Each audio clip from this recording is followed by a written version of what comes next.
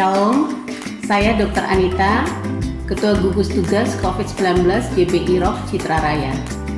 Lewat video ini, diharapkan agar warga kerajaan menerapkan protokol kesehatan sesuai dengan peraturan pemerintah yang berlaku. Silakan mengikuti langkah-langkah tersebut bagi Anda yang menghadiri Kingdom Celebration di gereja kita tercinta ini.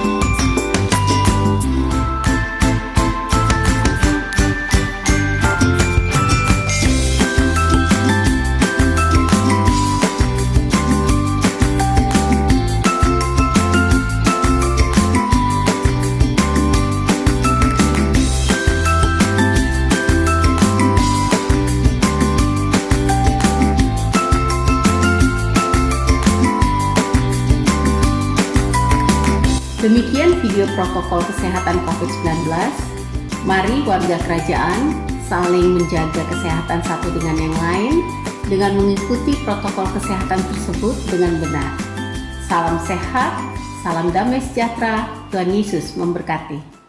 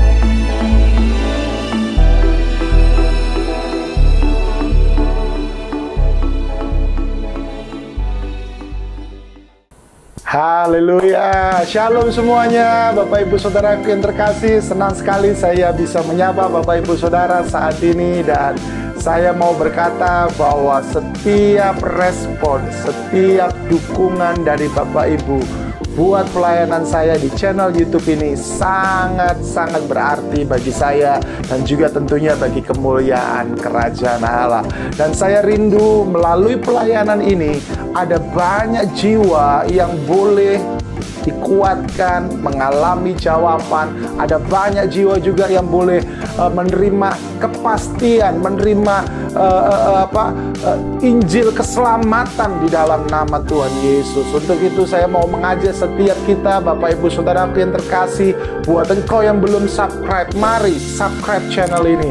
Dan buat engkau yang sudah subscribe, jangan lupa ada gerakan kita, yaitu apa? Satu orang bagikan kepada satu orang.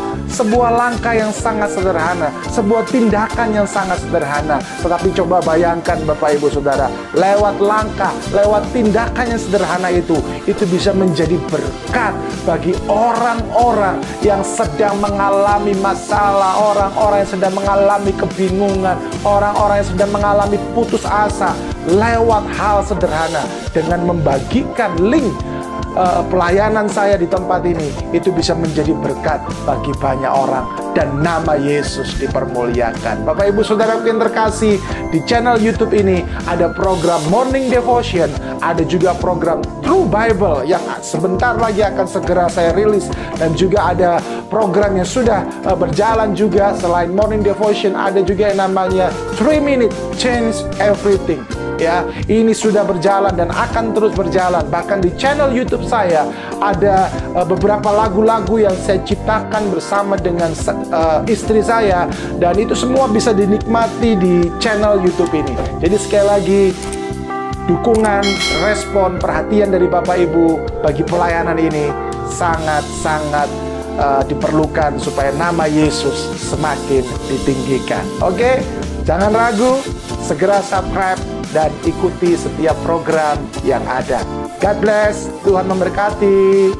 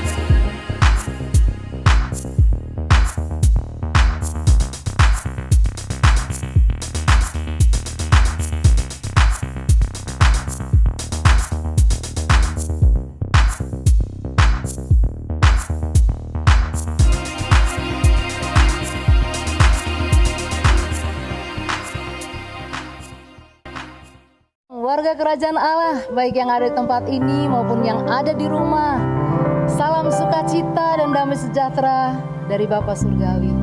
Bersyukur hari ini kembali kita dipertemukan dan biar kita membawa hati yang rindu untuk bersekutu dengan Dia. Mari kita bangkit berdiri, kita berdoa bersama. Terima kasih Tuhan, kami mengucap syukur kepadamu. Kebaikan-Mu yang tak pernah berkesudahan dalam kehidupan kami. Terima kasih Bapa, kami menikmati kasih karunia-Mu setiap waktu. Karena Engkau Immanuel, Engkau ada dalam hidup kami. Kerinduan kami Tuhan, biarlah Engkau Tuhan senantiasa nyata dalam seluruh kehidupan kami. Engkau ada bagi kami, itu cukup Tuhan. Kami mengucap syukur buat segala kebaikan Tuhan. Bersama saat ini kami berdoa Tuhan buat bangsa dan negara yang kami kasihi. Bangsa Indonesia yang kami percaya juga ada di hati-Mu. Tuhan, kami bersama menaikkan permohonan doa kami. Biarlah Tuhan campur tangan dan kemurahan-Mu boleh terjadi atas bangsa. Engkau yang memulihkan keadaan bangsa kami. Hikmat marifat roh takut akan Kau taruhkan bagi para pemimpin petinggi bangsa ini. Sehingga segala keputusan yang mereka ambil, biarlah semua itu mendatangkan kebaikan bagi bangsa dan negara kami, rakyat Indonesia yang ada di dalamnya. Engkau juga mengerti segala sesuatu yang sedang terjadi. Wabah yang menimpa bangsa kami, musuh yang tidak kelihatan, virus corona COVID-19 ini Tuhan. Hanya kepadamu kami memohon belas kasihan Tuhan, sehingga segala sesuatu cepat teratasi. Dan oleh anugerah-Mu, bangsa kami senantiasa ada dalam perlindungan dan damai sejahtera yang daripadamu. Bagi Tuhan Yesus, anak-anak-Mu yang mengalami sakit penyakit, Engkau jamah sembuhkan dalam nama Yesus. Biarlah sukacita Tuhan selalu nyata dalam kehidupan kami. Terima kasih Tuhan, pemimpin rohani kami, terus kami bawa kepadamu. Pagari benteng semua dengan kuasa darah-Mu. Biarlah tetap tegak berdiri dalam kebenaran firman-Mu, sehingga pewahyuan demi pewahyuan senantiasa Tuhan boleh kami terima. Isi hati Tuhan kami boleh nikmati, dan kami boleh ada dalam panggilan surgawi. Terima kasih Bapa, kami percayakan kehidupan kami, warga kerajaan-Mu dimanapun berada, semuanya ada dalam perlindungan Tuhan. Semuanya ada dalam damai sejahtera Tuhan. Saatnya kami siap memuliakan Engkau. Terima kasih Bapa, segala kemuliaan hanya bagi-Mu. Dalam nama Yesus kami sudah berdoa. Haleluya. Amin. Haleluya. Musuh boleh menghadang kita, tapi Dia yang punya hidup kita. Pagar tembok berapi dari surga senantiasa menjaga dan melindungi setiap kita. Haleluya.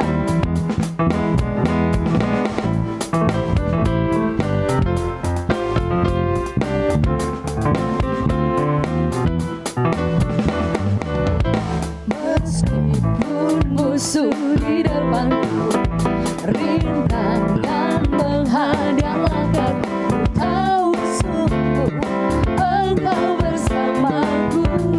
Nikmati Dia Immanuel, amin.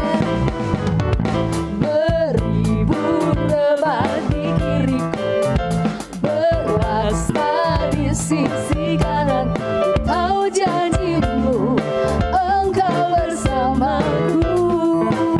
Pegang janjinya takkan goyah, takkan pernah goyah keyakinanku pada diri-Mu. Yesus Tuhanku, tiada yang seperti-Nya. Kaulah kuatku, kebanggaanku, batu dan keselamatanku.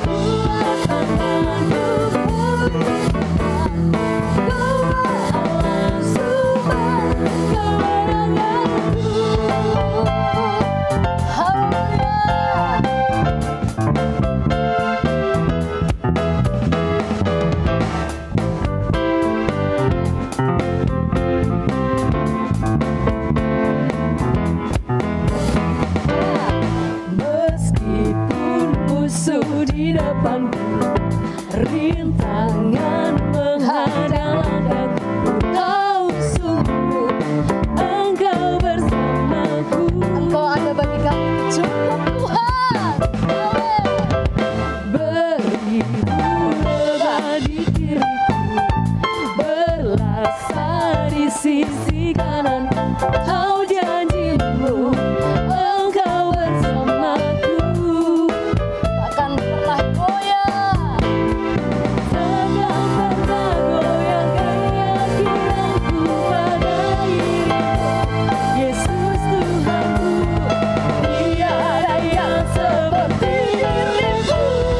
Kaulah kuatku, kebanggaanku, gunungku dan keselamatanku. Kuat tanganku, perlindunganku, Allah Allah sumber kemenangan. Kaulah kuatku, kebanggaanku, gunungku dan keselamatanku. Kuat tanganku, perlindunganku, Allah Allah sumber kemenanganku. Takkan pernah goyah keyakinanku pada dirimu, Yesus Tuhanku. Tiada yang seperti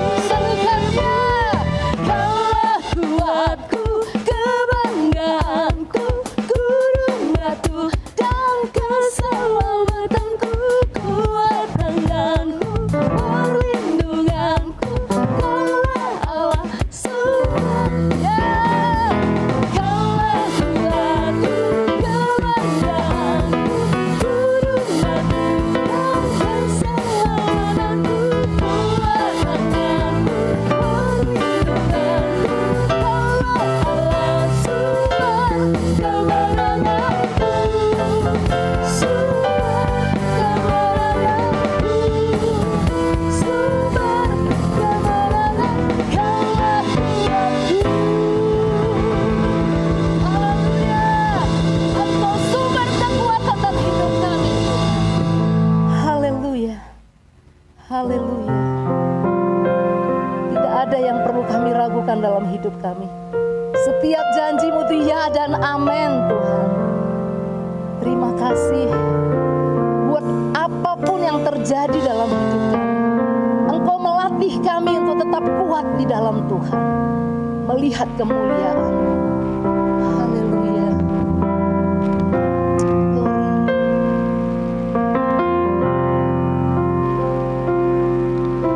Tiada pernah ku ragukan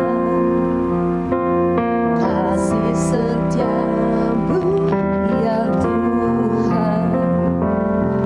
Setiap waktu dalam hidupku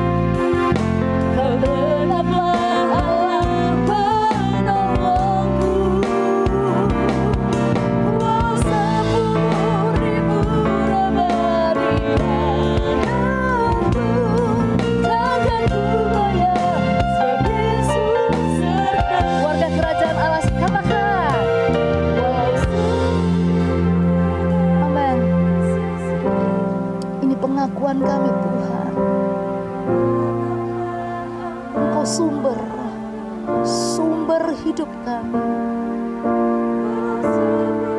Yes, nikmati Tuhan. Yes Lord.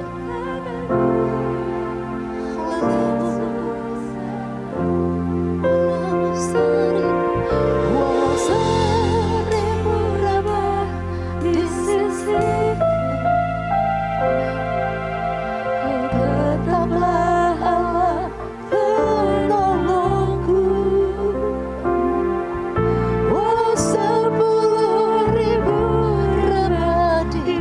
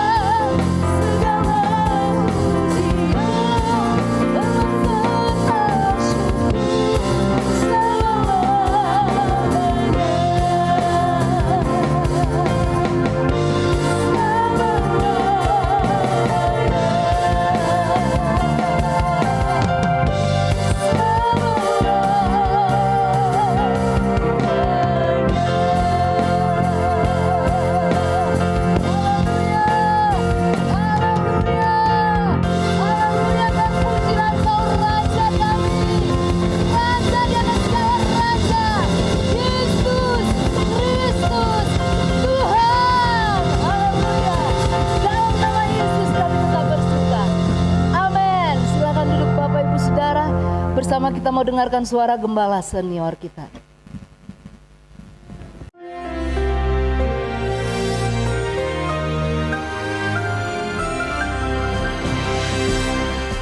Shalom warga kerajaan, tema kita berbicara tentang orang-orang muda yang dipakai oleh Tuhan. Ada seorang muda yang luar biasa tapi jarang diceritakan, yaitu Jonathan bin Saul. Seringkali kalau kita bicara melawan orang Filistin, selalu yang diceritakan bahkan di sekolah minggu, Rocky dan sebagainya adalah David, anak Isai. Tapi kita lihat di sini, dalam 1 Samuel 14, dia yang memulai peperangan melawan tentara Filistin. Dan jangan lupa ayat sebelumnya dikatakan orang Israel tidak punya senjata. Ya, tidak punya senjata, hanya Saul dan Jonathan yang punya pedang dan tombak. Dan saat itu dia berkata kepada seorang yang lebih muda lagi, ya, yang masih remaja, yaitu his armor bearer. Saya percaya Jonathan masih muda waktu itu. Karena dia ya contemporary daripada David, kurang lebih ya usia 20 karena dia sudah jadi tentara. David lebih muda. Tetapi yang pembawa senjatanya ini ternyata yang lebih muda lagi. Jadi jangan anggap mau dianggap rendah sekalipun kau muda. Dan dia berkata, mari kita menyeberang. Mari kita tantang tentara Filistin. Sementara yang lain sedang sembunyi. Tuhan sedang memberikan spirit semacam Jonathan dan pembawa senjatanya, his armor bearer. Dan saat itu saudaraku, Filistin ada di seberang sana. Dan untuk pergi ke sana harus yaitu naiki tebing yang sangat tinggi dan sangat berbahaya sekali. Dan di situ ada 2 lamping gunung di mana saudaraku itu lorong yang sempit dan itu tempat yang baik untuk duel. Dan apa yang terjadi? Dia berkata pada pembawa senjatanya, nanti kalau orang Filistin berkata, naiklah kemari. Itu hal yang paling bodoh yang bisa dilakukan seorang tentara. Itu tanda bahwa Tuhan telah memberikan kemenangan pada kita. Apa yang hilang daripada kita? Holy boldness. Daring. Apa yang saya belajar dari Bapak rohani saya? Saya dulu is armor bearer. Dan dia sangat daring, sangat berani, sangat bold. Dan itu yang saya belajar dari beliau. Dan pada saat itu, yang anak muda ini berkata, apa saja yang engkau katakan, aku pokoknya sepakat. Dia seperti bayangannya. Dan apa yang terjadi saudaraku, mereka mengalahkan tentara Filistin. Dan saat itu 20 orang tentara Filistin bersenjata lengkap. Saudara bisa bayangkan kalau dari gambar di belakang ini, ya betul-betul dia cuma punya pedang dan 1 tombak saudara. Dan armor bearer-nya yang membawa perisai. Perisai gambaran faith. Iman. Dan anak muda ini ikut membunuh yaitu 20 tentara Filistin tadi. Apa akibatnya? Mereka semua mengalami kegoncangan luar biasa. Bahkan bumi bergoncang. Saya heran kisah ini kok jarang diceritakan. Dan hari ini saya ceritakan pada saudara bahwa Tuhan sedang akan memakai Jonathan dan di armor bearer itu. Kenapa namanya gak disebut? Put your name kepada dia. Karena itu cari seorang pemimpin rohani yang punya holy boldness, keberanian karena benar, keberanian karena kekudusan. Belajar pada dia, jadi bayangannya. Dan kamu akan mengalami dipakai oleh Tuhan secara luar biasa. Apa pesan moral daripada tentara dari cerita ini? Jonathan tidak cerita pada Saul, pasti dilarang. Gila kamu, itu mereka bersenjata lengkap, kita gak punya apa-apa. Tetapi dia berkata, orang Filistin adalah tidak berhak untuk dapat kemenangan. Filistin artinya imigran. Dan dia berkata, Filistin yang tidak bersunat. Dia berkata, aku masih muda. Tetapi aku bersunat artinya, aku punya perjanjian dengan Allah pencipta langit dan bumi, yang berkuasa atas langit dan bumi, dan Allah yang memberikan kemenangan. Saudara yang kasih Tuhan, maybe gereja Tuhan dalam keadaan seperti ini, tidak banyak yang punya senjata. Yaitu firman Tuhan. Dalam hidup ini yang kita butuhkan adalah kuasa daripada firman Allah. Dan saya percaya pada saat itulah hati daripada tentara Filistin jadi gentar. Sehingga mereka mengajukan yaitu Goliat untuk bertempur dalam 1 Samuel selanjutnya 16 dan selanjutnya. Tetapi dimulai kemenangan daripada Jonathan bin Saul. God bless you. Jadilah armor bearer yang baik. Haleluya. Amin. Haleluya, puji Tuhan. Saudaraku, kita bersyukur hari ini kita kembali datang kepada Tuhan melalui ibadah online kita. Dan saya percaya bahwa kita semua yang beribadah hari ini adalah orang-orang yang selalu bersuka cita. Sebelum kita mendengar firman Tuhan, mari kita berdoa. Tuhan, segala pujian dan syukur kami naikkan kepadamu karena Engkau adalah Allah kami yang begitu dahsyat.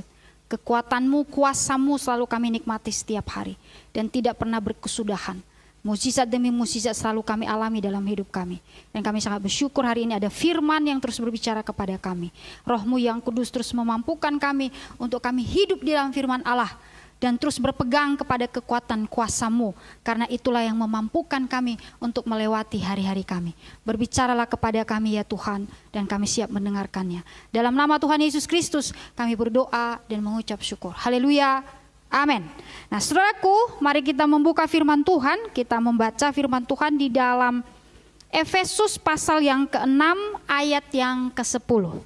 Efesus pasal yang ke-6 ayat yang ke-10. Firman Tuhan berkata, akhirnya hendaklah kamu kuat di dalam Tuhan, di dalam kekuatan kuasa-Nya. Sekali lagi, akhirnya hendaklah kamu kuat di dalam Tuhan, di dalam kekuatan kuasa-Nya. Diberkatilah orang yang mendengarkan firman Tuhan, merenungkan, melakukan, memperkatakan di dalam setiap kehidupannya.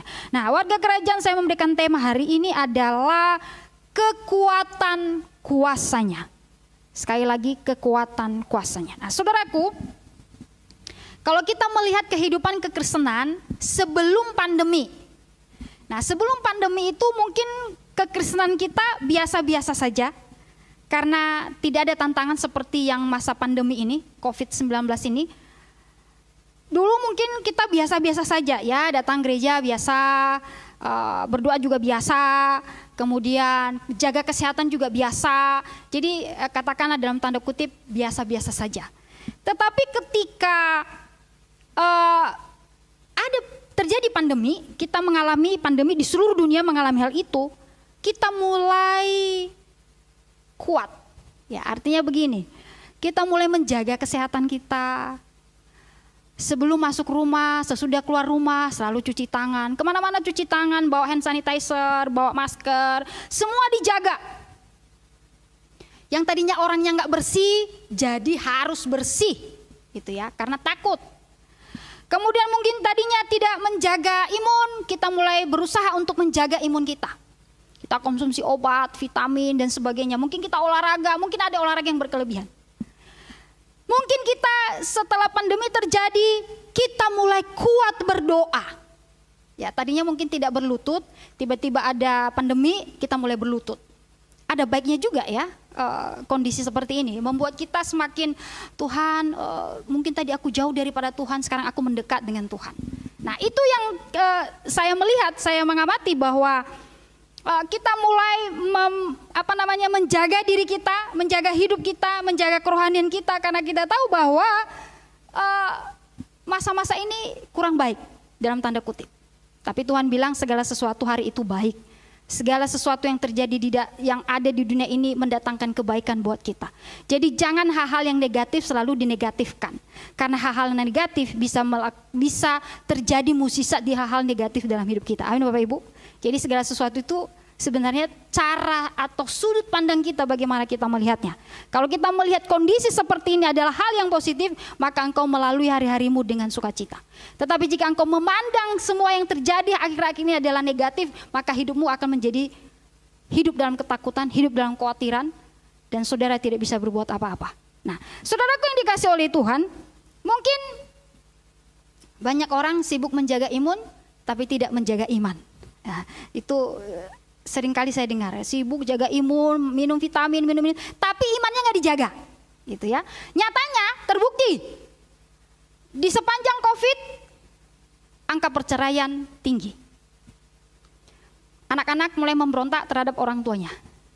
Mulai banyak kenakalan-kenakalan sosial, kenakalan remaja. Orang sudah mulai malas datang beribadah. Orang mulai malas, udahlah kalau udah ini dibilang pemerintah nggak boleh ibadah, udah nggak usah ibadah. Sampai udah benar-benar semua dunia sudah normal semua, baru saya datang ibadah. Nah, itu sering kali terjadi. Nah, saudaraku yang dikasih oleh Tuhan, tapi apa kata firman? Apa kata firman buat kita hari ini? Kiblatnya tetap firman Allah, bukan apa kata orang. Akhirnya hendaklah kamu di dalam Tuhan. Kalimat ini singkat sekali, tetapi kalimat ini sederhana, singkat, tapi memiliki makna yang sangat dalam. Dalamnya apa Bapak Ibu? Ini sebuah pengingat buat kita. Yang kedua, sebuah penegasan. Dan ketiga, sebuah pembuktian bahwa kekuatan kuasa Tuhan itu nyata adanya. Jadi ayat ini sangat singkat. Rasul Paulus berkata, akhirnya hendaklah kamu kuat di dalam Tuhan, di dalam kekuatan kuasanya. Ini merupakan satu pengingat buat kita Bapak Ibu, bahwa bukan kita hanya menjaga imun kita, tetapi menjaga iman kita supaya kita tetap kuat di dalam kuasanya Tuhan. Kita kuat bukan karena kekayaan kita. Kita kuat bukan karena kita pintar, karena kita berpengetahuan. Tidak, kita kuat bukan karena ada sesuatu yang lebih daripada kita. Tetapi firman Tuhan berkata, kita kuat karena kuasa Tuhan ada dalam diri kita. Ini sangat menarik sekali. Rasul Paulus mengingatkan kepada kita, kekuatan kuasa Tuhan itu bisa terjadi bagi kita Bapak Ibu, jika pertama, kita ini jangan menjadi Kristen santai. Saya katakan, kekuatan kuasa Tuhan itu bisa kita alami, bisa terjadi dalam diri kita jika kita tidak menjadi Kristen yang santai atau Kristen yang biasa-biasa saja. Banyak sekali orang Kristen akhir-akhir ini hanya asal berdoa, hanya asal datang ke gereja saja. Hanya asal percaya saja. Ya, gue percaya Yesus itu Tuhan. Tetapi dalam kehidupan sehari-hari tidak mempercayakan hidupnya kepada Tuhan. Makanya banyak orang Kristen asal-asalan. Banyak orang Kristen hari-hari ini hanya seperti batu, dilempar langsung tenggelam, tetapi tidak meresapkan air yang menyentuh tubuhnya.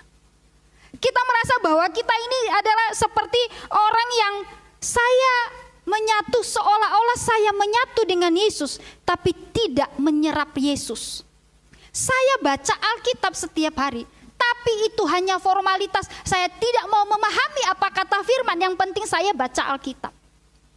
Itu artinya apa Bapak Ibu? Itu seperti batu yang dibuang di dalam air. Dibuang tenggelam, tapi tidak menyerap air.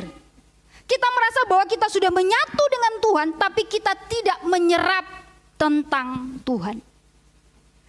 Istilah mungkin Bapak Ibu sering dengar, kita tidak intim dengan Tuhan. Kita tidak menyatu dengan hatinya Tuhan. Kita tidak menyatu dengan pikiran Tuhan. Yang penting saya percaya Yesus, setelah itu selesai. Nah, saudaraku yang dikasihi oleh Tuhan, banyak sekali orang-orang Kristen zaman sekarang, kenapa banyak yang mengalami persoalan kemudian selesai. Banyak orang mengalami persoalan selesai. Bukan hanya dia laki-laki, bukan hanya dia perempuan. Masih bisa aku cari di luar sana yang lebih hebat dari dia.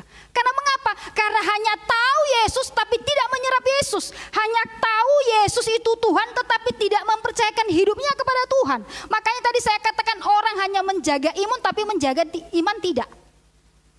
Karena mengapa Bapak Ibu? Karena kita yang kedua, kita kompromi.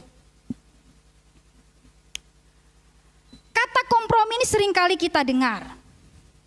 Saudara tahu bahwa standarnya Tuhan buat kita adalah kesempurnaan. Tuhan kita itu sempurna. Dan dia pun menuntut kita sempurna. Bisa? Bisa. Kenapa tidak?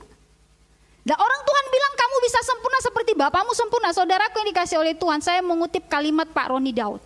Dia berkata begini, jika engkau mengenal Tuhan, engkau sama-sama dengan Tuhan, engkau dekat terus dengan Tuhan, maka lama-kelamaan engkau mirip seperti Tuhan.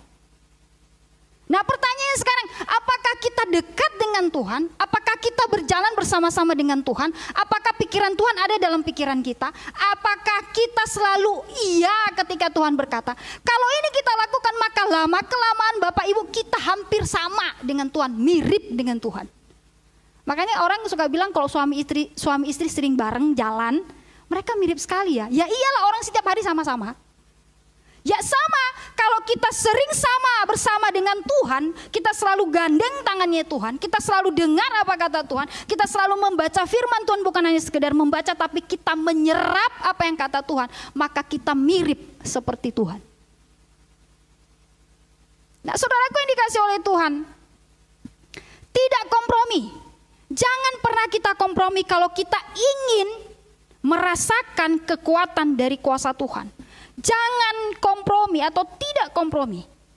Saya ingin mau katakan kepada saudara bahwa seringkali orang-orang zaman sekarang karena sudah kesulitan dalam tanda kutip kompromi.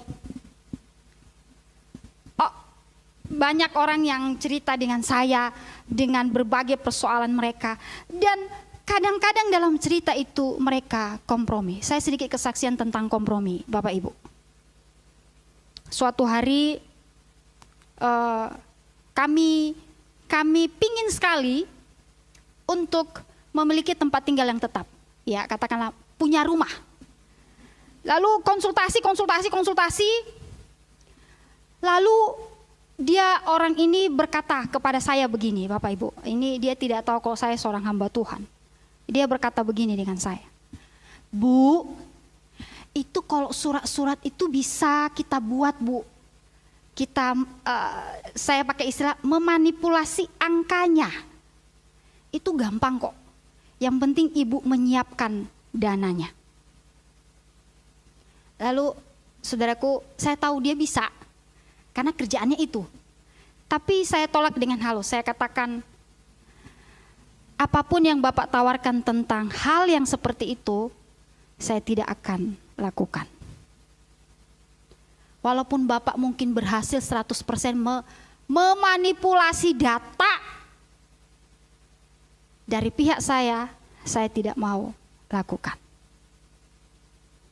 Saudaraku, lalu dia tanya, pekerjaannya apa? Saya bilang, saya seorang hamba Tuhan, pendeta. Lalu dia kaget setengah mati. Dia salah orang menawarkan itu kepada saya. Lalu akhirnya tidak jadi. Karena saya bilang saya tidak mau apapun yang terjadi. Nah, saudaraku yang dikasih oleh Tuhan, kadang-kadang kompromi terhadap dosa, kompromi terhadap manipulasi data, kemudian kompromi dengan keadaan, dengan lingkungan, dengan keinginan duniawi, karena mungkin sudah terdesak, tidak ada jalan keluar, lalu kita menjual yang selama ini kita sudah kuat di dalam fondasi itu, kita sudah hidup di dalamnya, tetapi karena tekanan, karena desakan, karena ekonomi, akhirnya kita kompromi. Jangan pernah berharap engkau bisa mengalami kekuatan kuasa Tuhan jika engkau kompromi dengan dosa. Tidak akan pernah engkau alami.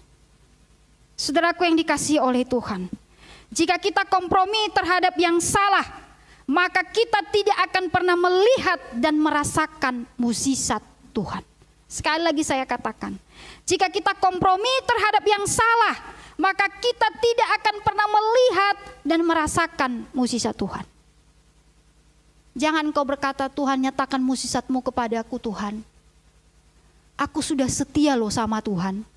Tapi engkau kompromi terhadap dosa. Jangan harap kita mengalami itu. Saudaraku yang dikasihi oleh Tuhan. Tuhan sangat membenci yang namanya kompromi dengan keinginan duniawi. Tuhan tidak suka. Mengapa? Karena Tuhan sesungguhnya sudah mengalahkan dunia.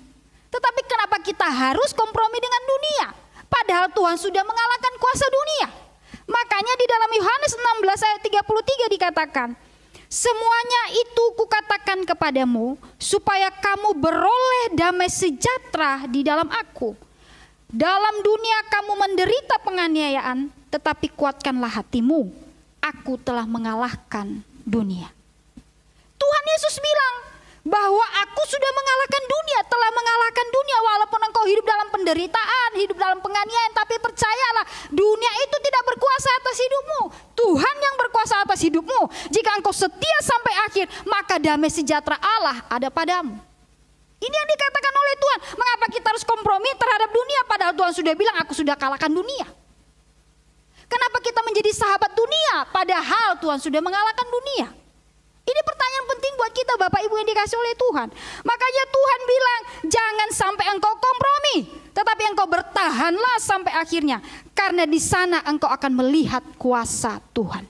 Jika engkau taat setia sampai akhir, walaupun engkau di dalam penganiayaan atau penderitaan.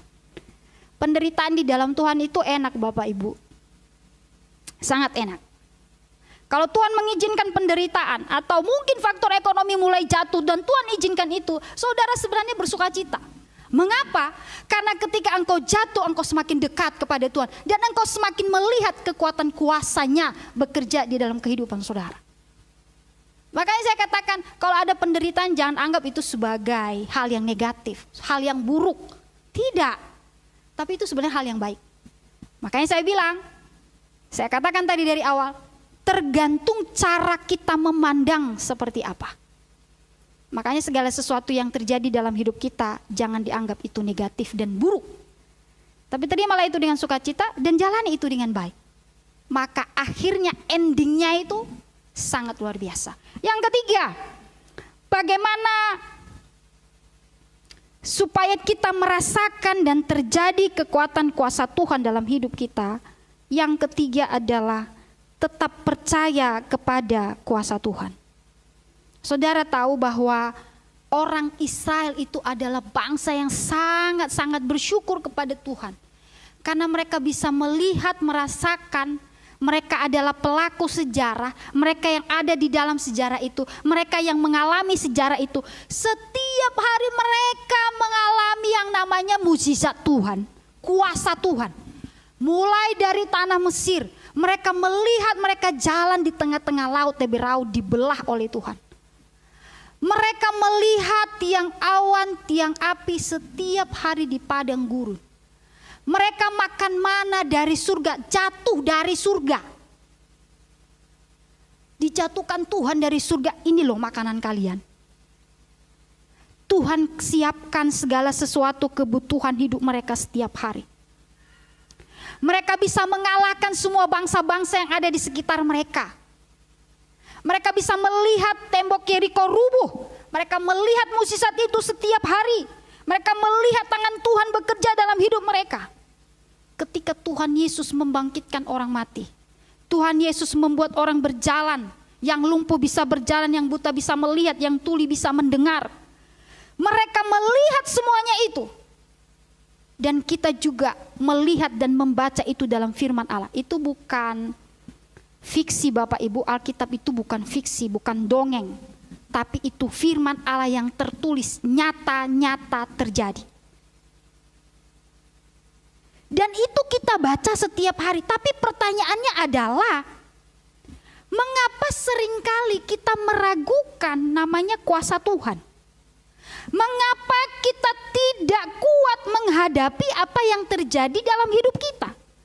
Mengapa masih ada kekhawatiran dalam hidup kita? Itu menjadi pertanyaannya. Padahal setiap hari kita baca Alkitab dan Alkitab mencatat bahwa Tuhan selalu menyatakan mukjizatnya buat kita.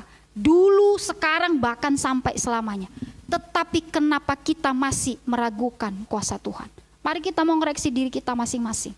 Mengapa? Jawabannya cuma satu Bapak Ibu. Mengapa masih ada hal yang muncul seperti itu dalam hidup kita? Karena kita kurang intim dengan Tuhan. Cuman itu jawabannya. Mengapa kita masih ragu? Kita kurang intim sama Tuhan. Kenapa kita masih khawatir? Karena kita kurang intim sama Tuhan. Mengapa kita takut dalam menghadapi persoalan kita? Karena kita kurang intim dengan Tuhan. Cuman itu jawabannya. Kalau saudara intim dengan Tuhan, saudara kuat di dalam Tuhan, apapun yang terjadi dalam hidup saudara, saudara bisa lalui. Contohnya orang Israel Bapak Ibu. Mereka sampai ke tanah perjanjian. Yakinkan diri saudara bahwa engkau sampai kepada tanah perjanjian. Yaitu surga yang kita nantikan, kekekalan. Yakinkan diri saudara bahwa engkau sampai kepada kekekalan. Engkau sampai kepada tanah perjanjian itu. Engkau sampai ke tanah Kanaan yang penuh madu dan susu. Tuhan katakan, yaitu surga.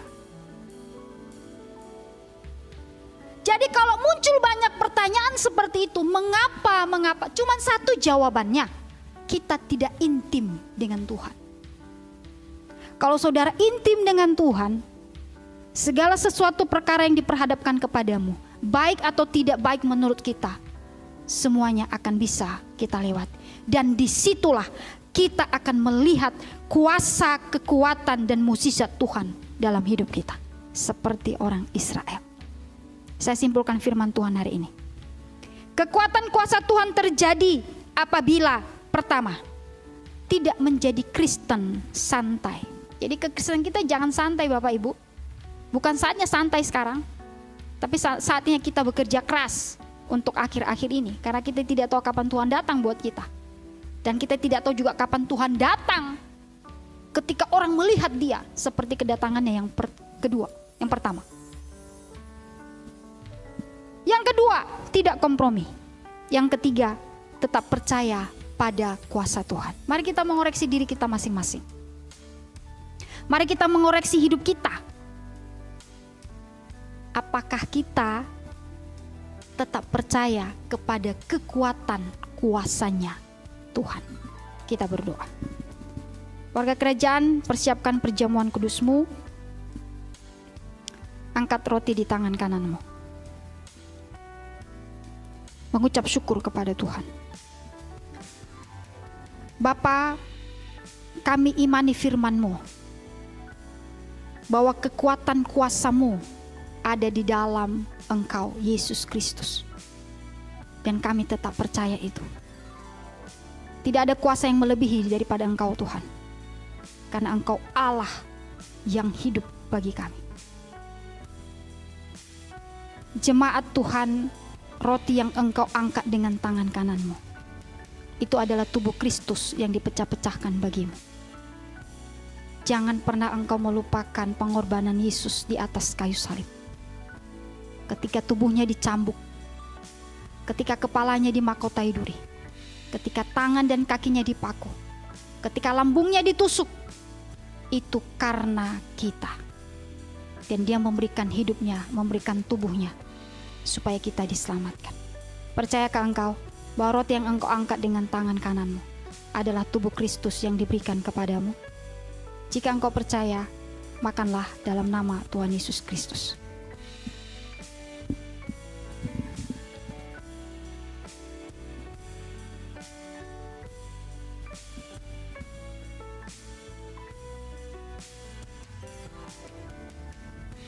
Angkat anggur di tangan kananmu dan mengucap syukurlah kepada Tuhan. Ini adalah darah Kristus yang tertumpah bagi kita. Darah yang kudus, yang tidak bercacat dan tidak bernoda. Ini adalah tanda pengampunan dosa yang Tuhan berikan kepada kita. Jangan pernah engkau melupakan pengorbanan Yesus dalam hidupmu. Karena darah inilah kita bisa layak sampai hari ini. Percayakah engkau bahwa anggur yang engkau angkat dengan tangan kananmu adalah darah Kristus yang tertumpah bagimu? Jika engkau percaya, minumlah dalam nama Tuhan Yesus Kristus.